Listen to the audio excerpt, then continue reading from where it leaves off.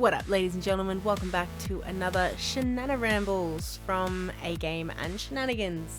How are you, Shenanigans? I'm well and very interested about that introduction. It was very 3 seconds in, we're done. Next. I haven't finished yet. Oh, okay, go on. Now you put me on the spot, I don't know what to say. This is how you do it. You go, what up, everybody? Welcome back to Shananarambles. My name is Shenanigans. That is A Game. She is my co-host. She is in places unknown and unaware. Ooh. Wait, do you know where you are? I don't know where you are, apparently. Whatever. I'm in a room. What? I'm in a room. Is it a well-lit room? Yes. Okay. And it's got Wi-Fi? I think so. And PowerPoints? Yes. I'd survive. Running water? There's running water in my room. Oh dear. Anyway, hi. How are you? You're sitting in a dark little corner somewhere, aren't you?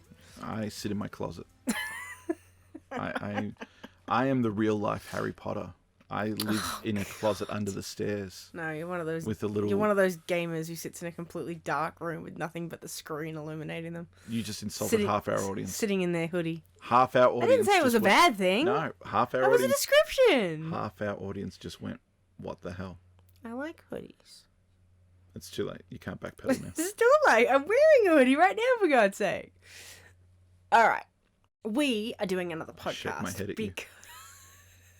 We're doing another podcast. We're doing one about Pokemon Unite. And in case you haven't noticed, I am a salty, angry, mad little man, even though I'm quite tall. To all of our listeners out there, we are coming off the video that we have also recorded for our YouTube, Shananigans Gaming. We did a Pokemon Unite one-shot where I joined Shenanigans on his first foray into the game because I've been playing it for a week, and yeah, sometimes it annoys, but I find overall it quite fun. But Shananigans didn't enjoy or share my enthusiasm.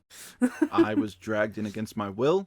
I was put up to it by people outside of the realm of Shananigans Gaming. And he's still sitting there just like Walter going... People don't know who Walter is, and they don't know what means. Walter, Jeff Dunham, look it up. That's the face. Yeah, do that. Don't listen to us. Stop doing what you're doing and go do the other thing. Anyway. And come back. Oh, yeah, and come back. Whatever. Anyway, if you didn't fall down that rabbit hole of YouTube, come back. Unless you made it to Shananigans Gaming. Then stay there for a bit, then come back. Anyway, we played Pokemon Unite, and it was an experience. This is true. It was an experience. What are your, you started. You said you enjoy it, you play it, you're hardcore into it, casually into it. What are you? I'm casually into it. I'm certainly not going to go hardcore. Mm-hmm. And yeah, no, it's something that I'll pick up and go, oh, I'll do a little bit, and then either I have a good play and I go, that's enough, or I have a bad play and I go, I'm putting this down before I throw it. But overall, I am enjoying it. I think it's fairly simple. It is potluck. It depends on the people that you're playing against. And it depends on what their motives are as well. Some of them are, like, I don't mind it so much not having cohesion with my teammates because I go into it sort of wanting to do my own thing anyway. The opposing team is what annoys me. If I get an opposing team that just notices me out of the corner of their eye and tracks me down to kill me when I wasn't doing anything offensive to them, that annoys me. But as long as people don't do that to me, I quite enjoy playing it. I guarantee you someone out there is just going, no. Hate the player. Hate the game, not the player. Whatever that saying is. I get what you mean.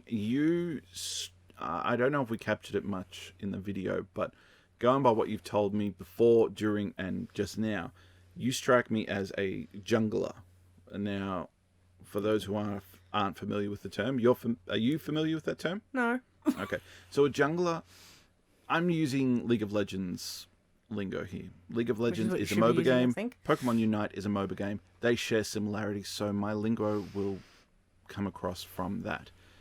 I have played League of Legends a little bit. I'm not well versed by any means at playing it. It's just I have played it.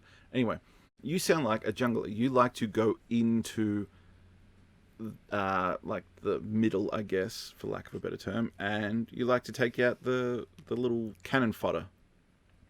The wild Pokemon? The wild Pokemon, the cannon fodder, like they're exceptionally weaker than you. So you take them out to help fill and feed your team.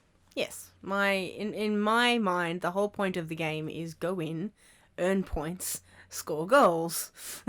Okay. And that's what I want to do. So it annoys me when I can leave the other team completely alone, except for approaching their goals.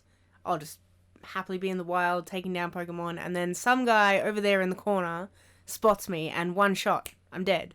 I'm like, well, that's annoying. I wasn't doing anything to you, and you just stole all my points. Yes, that is very frustrating. I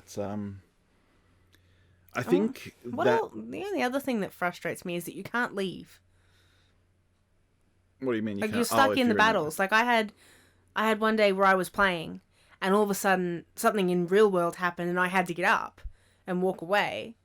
And at the end of the game, I got a penalty because I'd been idle. I'm like, well, there's no pause. I need a pause button. But of course, you can't do that because everyone all over the country or the world or whatever is playing with you. Mm-hmm. But you should be able to pull yourself out if you have to step away. I think that would... And I think there is a feature like that, but I haven't found it yet. Okay. Yeah, that's just the nature of the beast, I guess. You have committed to the game, so you should be there for the game. In a perfect world. In a perfect world, yeah. Look, I think what you were more annoyed at was your own team. Yeah. Because certain aspects annoyed me, and it all depends on what facet you look at. As a team structure, there is definitely more of an advantage of having people play talk with you and play with you, being on the same team, playing with your friends, whatever. There is definitely advantages to that. Communication is key in these games, and teamwork and all that. So you have that advantage. There's also a bit of skill RNG involved, but whatever. I got no skills. You can develop them over time. You can hone them if you practice and play enough. My biggest gripe with the game is it's very, very unfairly stacked against you with the play-to-win mechanics. That frustrates me a lot. There is going to be someone, somewhere, someone out there going, well, that's the way I choose to play the game. If I choose to invest my money into it so I can have a better time, then I'm entitled to that. And I can't disagree with that. You are correct. But me personally, I go, no, I don't want to do that. I shouldn't have to do that. I should just be able to enjoy the game as it is. But from what I see, like there's 3 different sets of currencies, 2 of which you can earn in the game. The third one you have to actually pay legit money for. And then you have to buy items. Again, if you pay real money, you can get access to those items right then and there. You don't, then you have to earn them. There is a cap from everything I've looked at and understood with the currencies. You can only earn X amount per day. You can only hold X amount in total. Pay to win, those caps are removed. Again, it goes back to, well, if I'm happy to spend that money, shouldn't I be entitled to those things? Yes. But to the filthy casual, the one who's not paying, all of a sudden the game's unfair. It's no fun. It's less fun. I shouldn't say it's no fun. I guess it would be interesting to see... I know it's a survey sort of thing, but I think it'd be cool to sort of see... And I'm sure there is a survey out there somewhere of this, but what, like, the number of total players who are happy to play this way, like use their own money, and the number of total players who would happily play it if that didn't exist. Because unfortunately the two don't really coexist. You'd be surprised. Yeah, unfortunately I think I would. But I would like to think in this day and age and in this economy that there would be more people willing to step up to the plate if you didn't have that unfair advantage of, hey, drop some money, you can play it a lot better.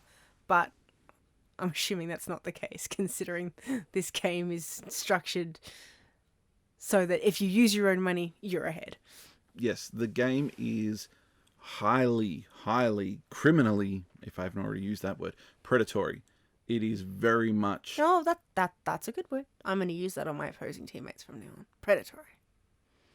No. I'm not talking about the player. I know, but I'm talking about the game. That seemed perfect for quite a few of my interactions. Well, yeah, I mean, it's just the game itself is set up. It is stacked against you straight away.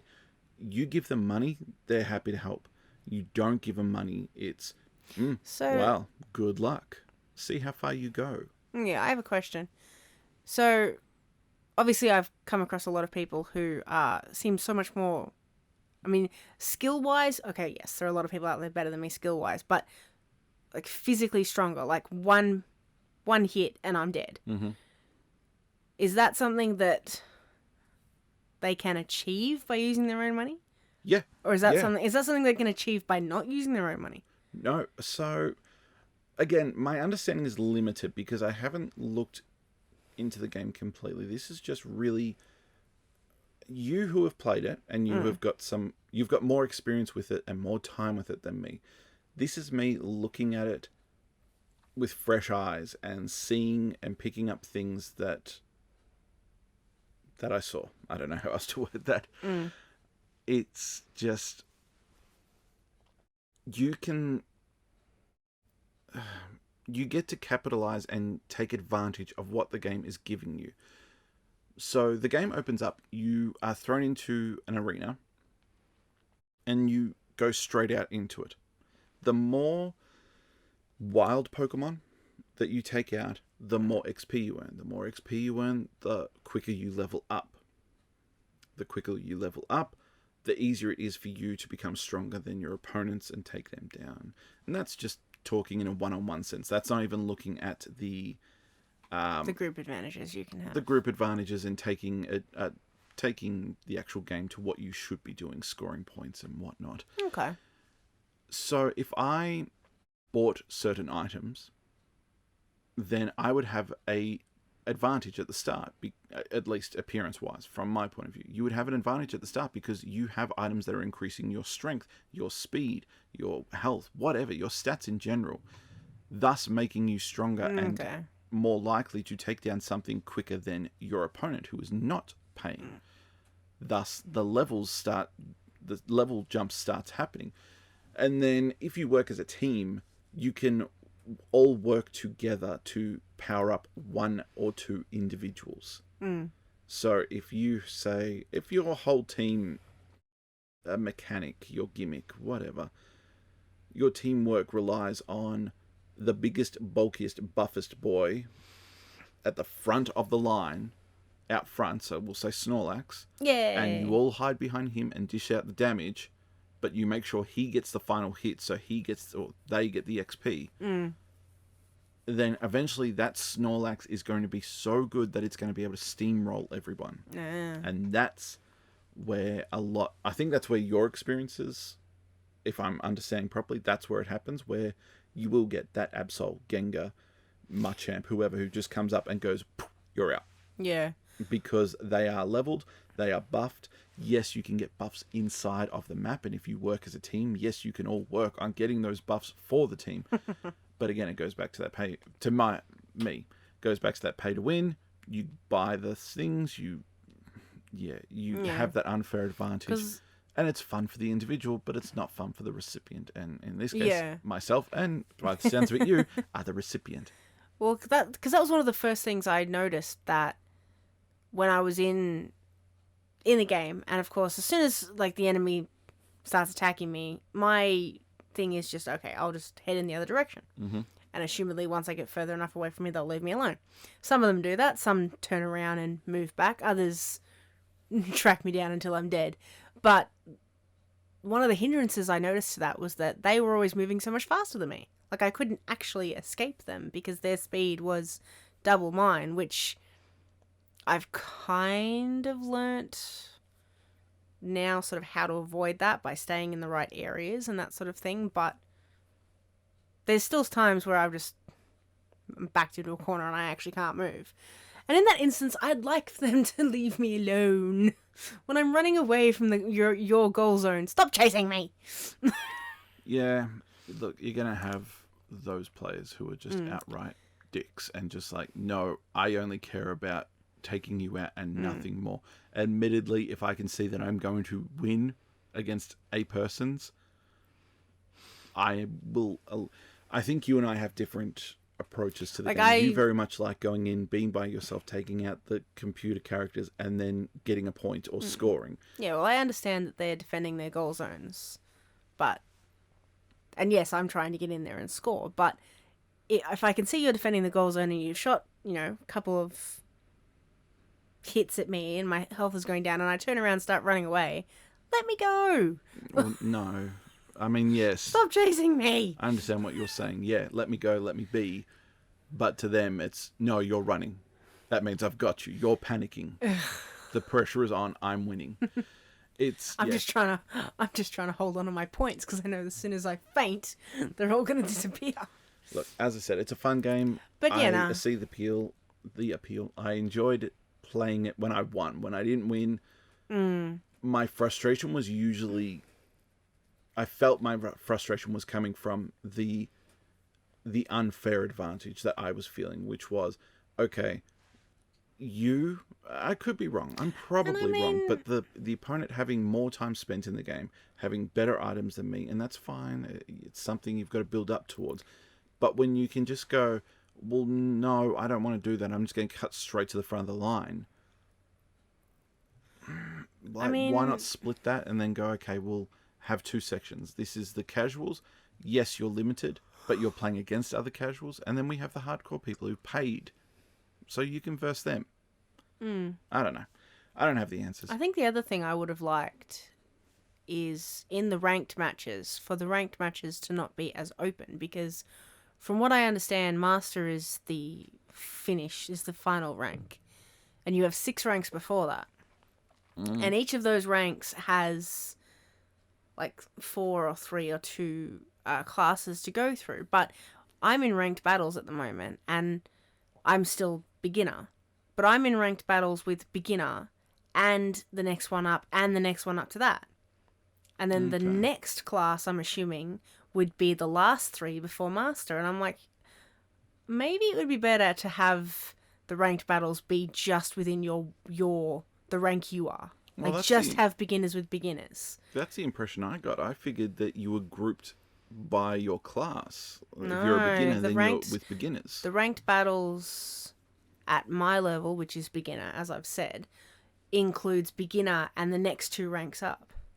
And considering there's only 6 ranks total before Master, that pretty much puts you in either the lower half or the upper half. But the lower half itself is split into at least 3 different ranks. That's concerning. That's concerning for me to learn. I don't want to go back to that now. No, because I was actually, when I first started playing and I was doing standards, I was finding them really difficult. As soon as ranked opened up, I had 3 or 4 battles that were actually a lot easier. People weren't as predatory. People weren't as mean. I was able to do my own thing and no one really bothered me. And I was like, okay, I like this better. This is, people who are like me getting started and sort of finding their place. But then since then, I've had the last, most of the last matches I've done, I think I get one good one out of every 3 or 4. And I'm just like, it's getting less and less fun. So unfortunately, it's probably not something I will play for much longer. I was really hoping to sort of be able to get better skilled, but it's not really possible when everyone you're fighting against just won't let you try, won't let you learn. Well, I mean, that's Dota, that's League of Legends. They have highly toxic communities surrounding them, supporting them. Like, they are known, like, the worst of the worst in competitive play, taunting, all that stuff. Like, you want to see the worst of mankind? Go to those games and you'll find them. That's sort of what they're known for, which is unfair, and that's what It's- Pokemon Unite is going to breed. Yes, we don't have that toxicity in there because there's no chat. There's no voice chat as far as I found. But once there is, I'm telling you, it's going to be there. It's very disheartening, actually, because, like, the trailer came out, and, as I said, haven't played League of Legends. Saw the trailer, thought, okay, that looks really cool. I obviously love Pokemon. Got the game, started playing it, immediately went, oh, this is fun. This is really cool. I'm enjoying this. And never sort of went up. I started high, and then the more I've played it, the more down it's come. So it's unfortunately one of those game experiences where you were really looking forward to something, and it's been a disappointment. Yeah, I understand what you're getting at. That's a shame. Like, the game can be fun. It should be fun, but... And as I said, that mechanic of being locked into the battles makes it worse, because if I go into a battle and I can tell within the first 2 minutes whether I'm matched up with a nice team, whether the opposing team has any give, if I could just pull out and try again, that would be better. But because I'm then locked into 10 minutes with these people that I don't want to be around, it means I do maybe 2 battles and just go, nah, that's it. Whereas if I could cycle through them quickly and pick which ones I want to partake in, I mean, that probably wouldn't be very good for my progressing through the game. But for me to just enjoy it, that'd be a lot better. Yeah, it's a double-edged sword, because if you bail out, then what's to stop someone doing that with you when you're playing it? Yeah, I suppose that's true, but I'm not really a team player, so it wouldn't really bother me much. I want to be left alone. I want to do my own thing. Look, it is what it is. Love it or hate it. It's a thing. I reckon you should either be able to do ranked matches against just your rank, or you should be able to just play the computer. Yeah, like a computer story mode or something wouldn't hurt Yes. it, but whatever. I would actually like this as a story mode. What surprised me was this game really came out of nowhere. I remember seeing the trailer, the initial announcement trailer, and everyone going, what? Why? No. We don't want that. We don't need it. No, thank you. Good day, sir. So, And then all of a sudden it's out and everyone is talking about it. I'm like, didn't we hate this game? do you think the people playing this are seasoned Pokemon people, or do you think these are MOBA people who have just latched MOBA. onto it? MOBA for sure. Like, these are I people had who to- enjoy Pokemon. That's the reason I think you and I played it. Oh, is yeah, of because it's course. Pokemon. Yeah. Like, I know from personal experience that I don't really care for MOBA games. Anything to buff up my Pokemon knowledge, I'll happily play. But I had to laugh. I was really embarrassed one day. I was at work, and Wait, you moonlight? we've had this discussion before. You do work outside of here? I was with people out in society, okay, and they were talking about Pokemon Legends coming out. And me, who was waiting for Arceus to come out, immediately assumed that's what they were talking about. You do know that was one and the same, yeah? Huh? If they were talking about Pokemon Legends and you're waiting on Pokemon Arceus, those are one and the same game. You're just calling them 2 different names. No, because I heard Pokemon and Legends. So I immediately thought they were talking about Arceus, and I heard them say it had come out. And I immediately piped up with, no, it can't have. It's not due out yet. Are you sure? And they kind of ignored me and kept talking. And then I heard them say League of Legends Pokemon. And I sort of went, I don't know what that is, and slowly backed away, hoping they'd never seen me. No, I realised. But it was one moment of crap, I missed it, followed by, yay, it's time to play this game. And then I was like, oh, they're talking about something else. Well, it is what it is. Love it or hate it, the game is out. We have done it. We played it. Again, you can go check it out on Shananigans Gaming if you want to see how badly I did.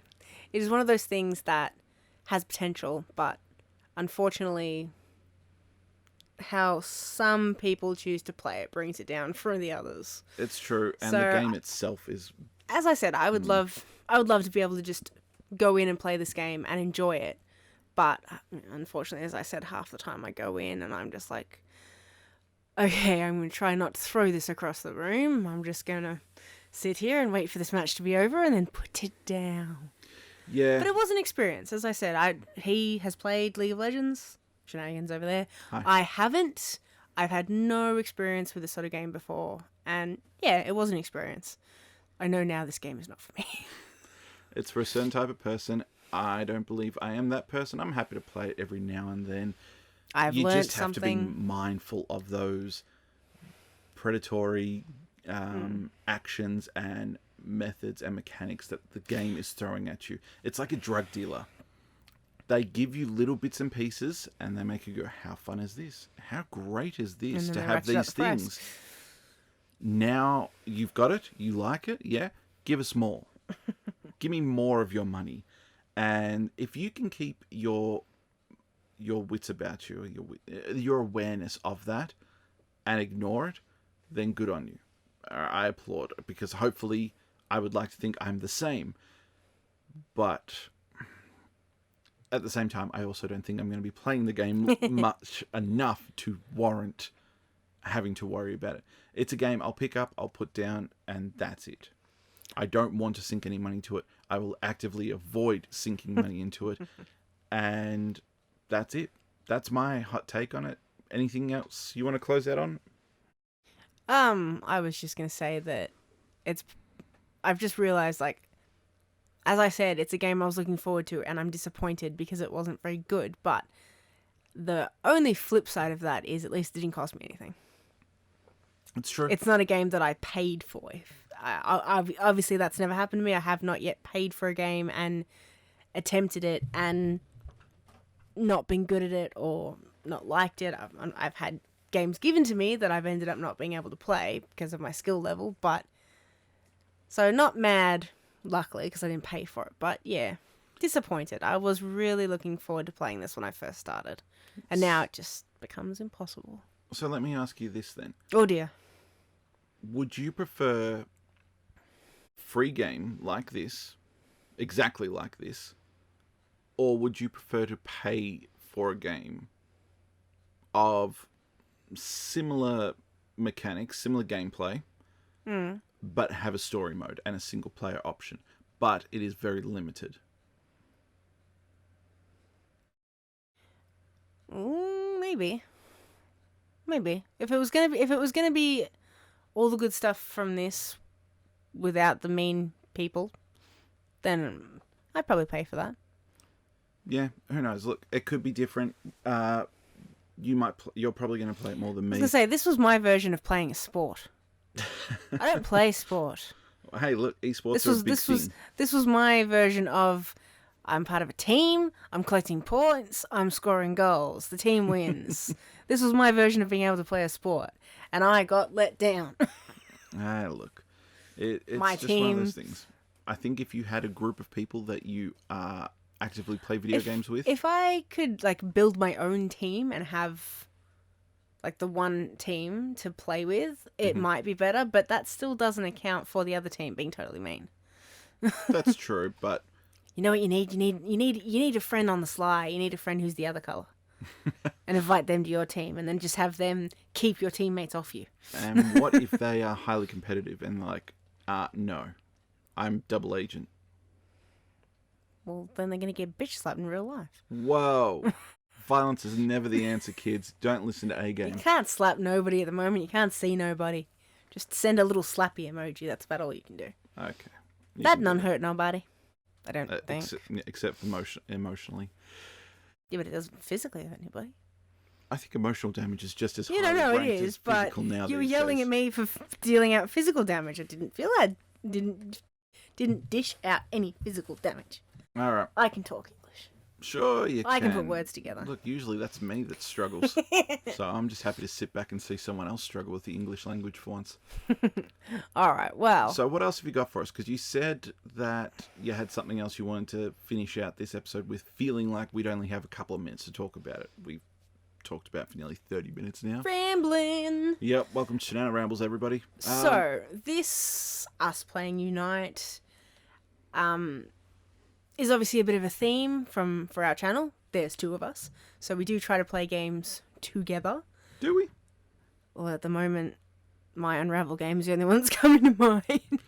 Look, there should be more co-op games. I miss There the should be days of old where there there should was be more co-op co-op games. games that are not just shoot 'em up games. Yeah.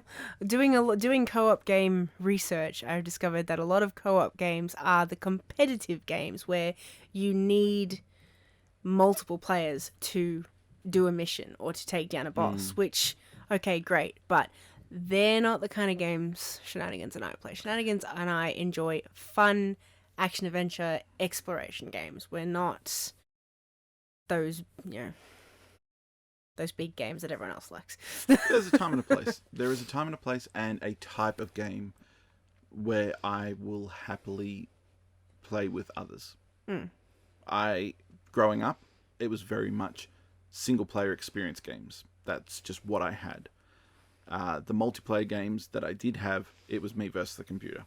It's, all right, fun, but not what it was designed for. But I think I can talk. But I think that you just gave it away what you're talking about because you just mentioned co-op games. Yeah.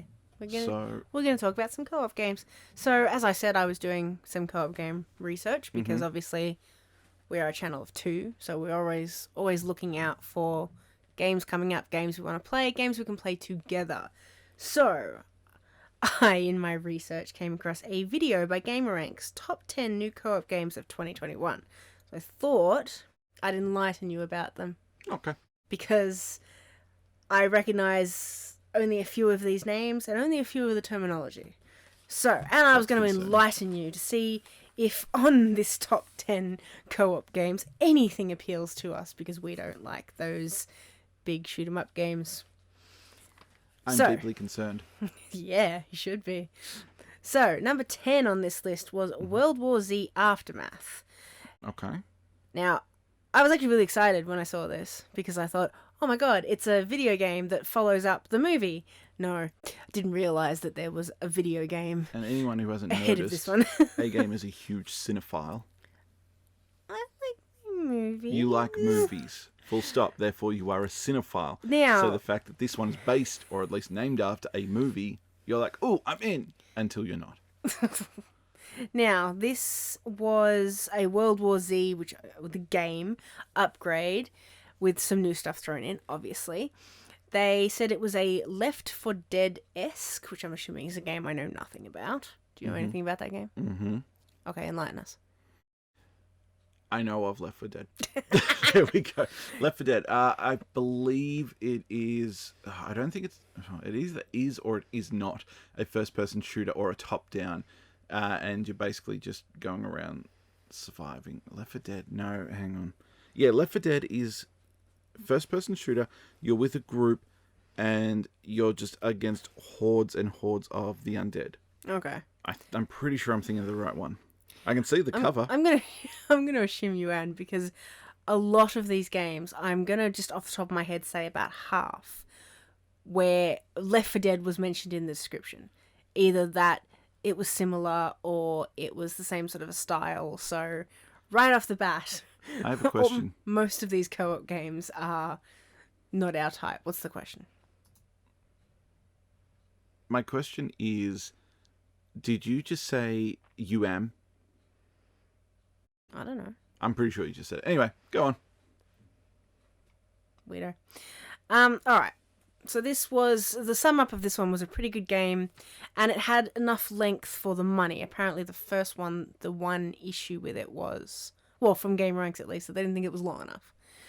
But no, this one is apparently a good co-op game, but as I said, I saw it and I was like, yay, it's a follow-up to the movie. No, it's not. It's a follow-up to the video game. And cool. Yeah, it's a shooter-eppy one. Next one is an Aliens one, which I like the movies Aliens. Aliens Fireteam Elite. It is a level-based co-op shooter. But this one is a standalone sequel to the original Aliens movie trilogy. So this one's more up my alley, just in terms of story. Fancy that. However, apparently the storyline is not that original, but the gameplay hits the mark for co-op. So storyline is obviously pretty easily understood. I think it was That's the big sell. not the big cell. They said they had actually put a lot of effort into the visualizations and everything for it to resemble the world of Alien and the original sets they had, spaceship, the alien look, all that sort of stuff. But they said this really sort of wins out in the way that they've done the co-op play. The co-op play is actually really good on this one. The Ascent.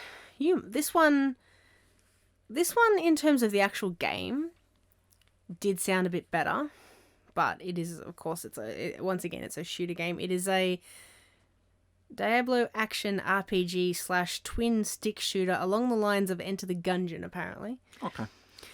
So it's called The Ascent. It is a fun game, but has major quirks. So this one was on the list more for, I think, the guy who was actually doing it. He felt it deserved to be on the list because he really enjoyed it, but he did say that there are massive quirks that you have to get past. But he said it's pretty much, you're in like a corrupt world where you have to slowly move up in levels to advance. Okay. And I think it's actually a building that you have to go up through. Okay. So it seems like a job interview, quite frankly. But no, he said it was actually quite fun. And I know you like playing Enter the Gungeon, but it looked nothing like Enter the Gungeon. It looked like a shooter game. Yeah. Samurai Warriors. So what? Samurai Warriors 5 is on the list of 7. Now, this had a lot of mention to other warrior games, lots of comparisons and stuff. It's not a couch co-op, it's online. It's much better game than Dynasty Warriors 9. It's got the... Do you not know what Dynasty Warriors are? No. Is that why you said that with the question? No, but of course he was confusing me because he was comparing it to... It's Samurai Warriors 5. Mm-hmm. He was comparing it to Samurai Warriors 9 and Dynasty Warriors 9. Mm-hmm. I'm assuming they're separate things. Could be. Anyway, he said that Samurai Warriors 9, they did a lot of bad things with that one. He said this one goes back to the correct formula, what the fans want. And he said the gameplay is some of the best offered in the Warriors series. So anyone who likes Warriors, there you go. Yeah, so this is me doing my co-op research, and all these games are popping up, and I'm like, not our thing, not our thing, not our thing. Co-op is a niche genre that I know, is overlooked a lot, in my opinion. Yeah, so it can be utilized in many different... You can cross genre with co-op a lot, and a lot of people don't. They just go, no, it's first-person shooter and online gaming. That's where it's at. That's your co-op right there. And I'm like, if you do it right, it's a lot of fun. You don't do it right, it causes problems. And you got to have the right sort of crowd and people. I say that with, Mario Bros. Deluxe in mind. You got to have someone...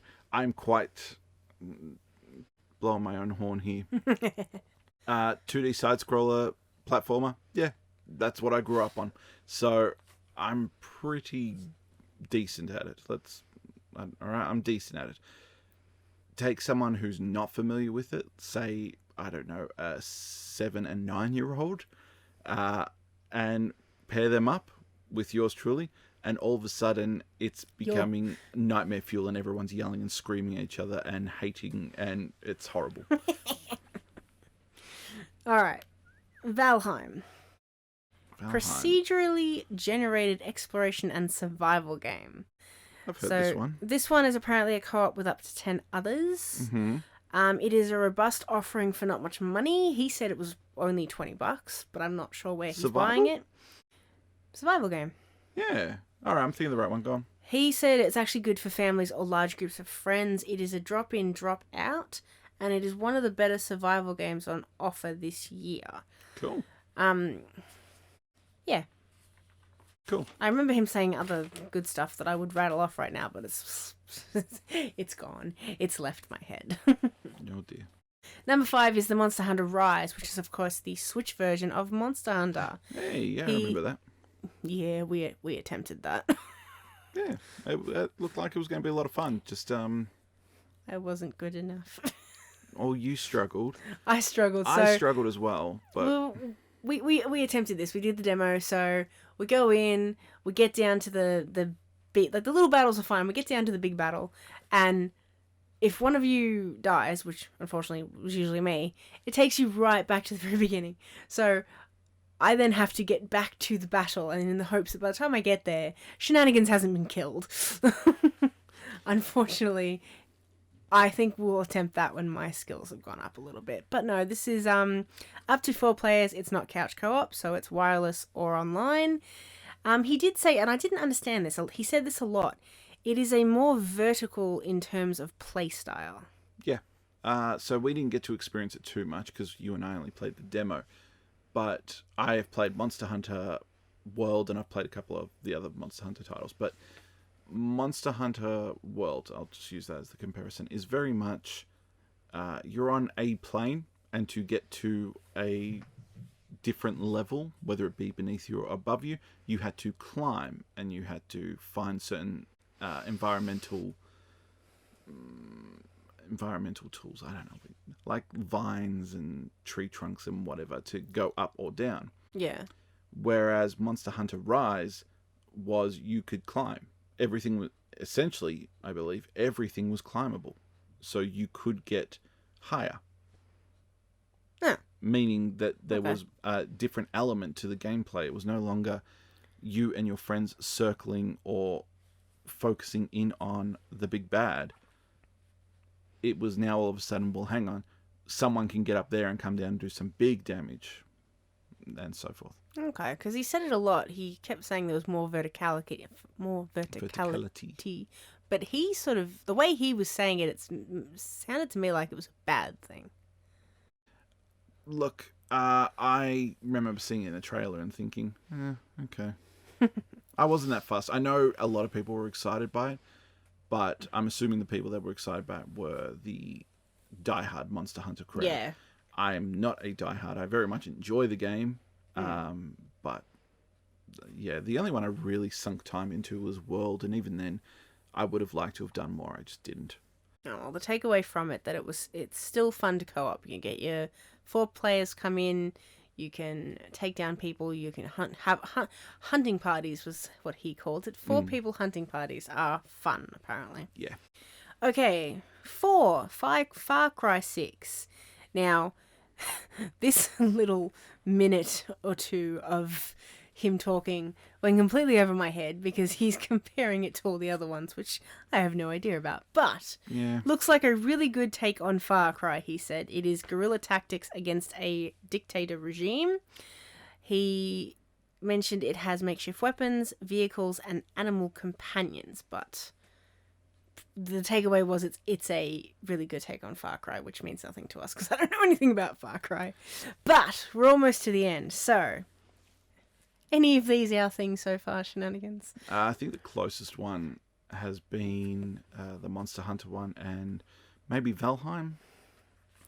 Yeah, because it's a survival one. It's definitely one that you would like. Yeah, Sense seems like my sort of thing as well. Something I'd look into.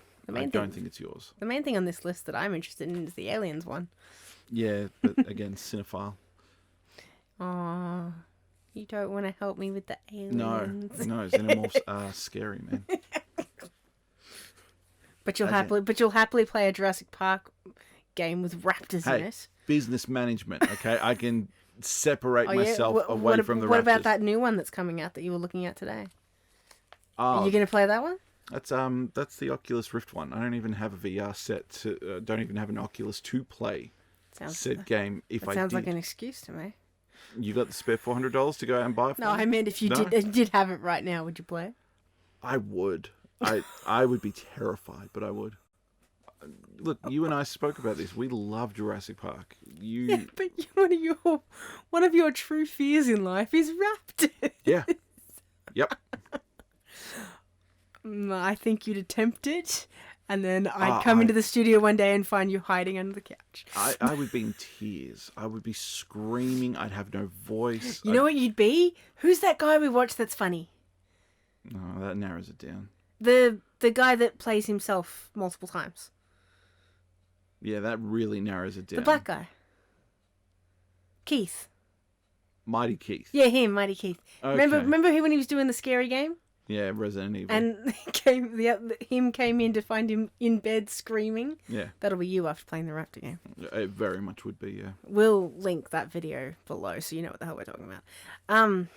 What happens if they're... If we can do that. Yeah, that's for YouTube. Anyone else listening to this through the Spotify, the podcasting streaming services, too bad. Okay, so it's Mighty Keith on YouTube, and it was... Move on. Don't plug other people's channels. It was channels. a Resident Evil... Yes, Resident Evil. Okay. Number 3, Back for Blood, which... I've heard this one. This is the not official, but the Left 4 Dead Successor. next game. Okay. So the people who made Left 4 Dead decided, apparently independently, that they wanted to make a follow-on. But this is not officially, apparently, the new Left 4 Dead game. Mm-hmm. This is a much been waiting for game by all the people who loved Left 4 Dead, and apparently these are the games that popularized the co-op genre that they exist in. That was his sort of takeaway comment, which doesn't make much sense to me, but I get it. Yes, he had a lot of hype for this, which obviously as a fan for Left 4 Dead he would. Means nothing to me. Number 2, It Takes Two. Yay! There is one on the list for us. I wanted this game. And adventure platforming game that requires co-op. You cannot play it single player. I pushed for this game. I was happy to buy it. I was happy to pay for it. I was happy for you to sit over there and play it, and we could do remote play and all that. And you're like, nah. I believe my actual answer was, nah. I don't think I'd be able to play this. I don't think I'd rings a have bell. the skills to play this. This is a game, like, this is us. This is an action-adventure platforming game. It's online, either online or locally. It's interesting. It's worth your time. It is about a couple who are about to be divorced. All of a sudden, they find themselves in the body of a couple of dolls. And they have to work together to find their way back to... where they've come from. It is from the director of A Way Out. Mm-hmm. It's another co-op game that we have looked at in the past, but for the same reason we have not played, because you have to work together. Like, you both have to be hitting your marks at the exact same time. You both need to be on point with each other. The same problem in the past. Shananigans Gamer instincts, his skills are far superior to mine. And I didn't want us to start playing this and to get into it and then, find that we couldn't move forward because I literally couldn't do something right. And it's not like he can just take over for me when he's using the other control. So... I have complete and utter faith in my abilities to talk you through it. They are both... It Takes Two and A Way Out are both games that we have very much in our sights that we hope to play. We should probably preface that. We do have a short list of co-op games we have been and are looking at. It's just finding the right one and the right time. It's finding one... Unfortunately, it is finding one that I'm comfortable with. As I've said, I know my skills are still very new, and I don't want to let Shenanigans down. But... the shining glory from today is there is one on the list for us. You can't let me down if I have no expectations. Yeah, you say that, but you don't mean it. Okay, you're right, I don't, but still. All right, the last one on the list is Dying Light 2: Stay Human. Ah, that's a you game. Now, was the first one co-op?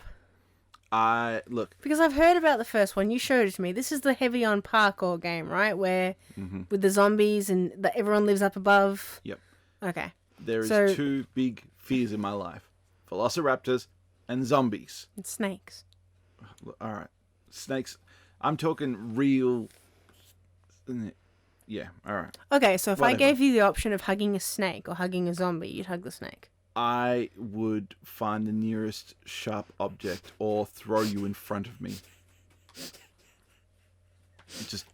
I need a weapon. I need something. I don't have rational fears. I have irrational fears. And the irrational fears rank higher than the rational. And they are all based in fantasy. All right, Velociraptors, zombies. We're getting off track here. I can't remember what else. This is the sequel to the original Dying Light. It retains and enhances the parkour. It is 4-player co-op multiplayer. It is more exploration orientated than the last one. The comments on this one was people who are waiting for this game are hoping they deliver on the promise of a narrative sandbox. I have no idea what that means. Mm-hmm.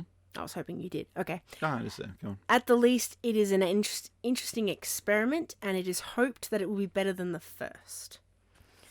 What is a narrative sandbox? It is where sandbox dictate.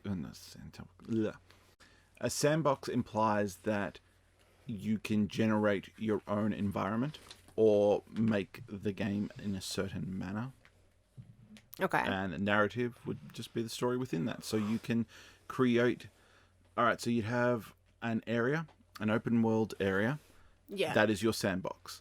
And within that sandbox, you control the way the story progresses. Oh, okay. You might side with person A over person B. Well, guess what? Person B actually had something that was going to help you do something much later in the game, but you side with person A, and person A sent you down this path instead of the other path. Okay. That does make sense. That's how I would interpret it. Okay. I could be wrong. No. Whatever. Shenanigans showed me this game because, of course, I do enjoy the horror genre. More movies than video games because horror. If you get a good horror video game, I find that actually creeps me out more than a movie. I think that's just because I'm actually in it and I'm the one dying. But I have no problem with zombies. I love zombie movies. I'm sure I would love zombie video games. So Shenanigans did show this to me. But I took one look at all the parkour stuff and I'm just like, oh, hell no, no, no, no, no, no. I'm never going to try this stuff in real life. And even in a video game, if I just have to hit the button at the right time, I'm not trying that either. So that was my takeaway for Dying Light. What are you... Where'd you go? I'm just sitting here listening and just... I was expecting you to pipe in with something throughout that story, but alright, never mind. You're a weirdo, and you like zombies. And with that, that brings us to the end of another episode of Shananarambles. Thank you very much for joining us, guys. Remember that I was going to throw in a little takeaway there. That if you want to listen to a little takeaway, sit down and shut up. The takeaway from today, unfortunately, is that once again, our co-op options are very small. Because most of them out there are shooters which we're not interested in, and we tried to do Pokemon Unite and we're both like, nope.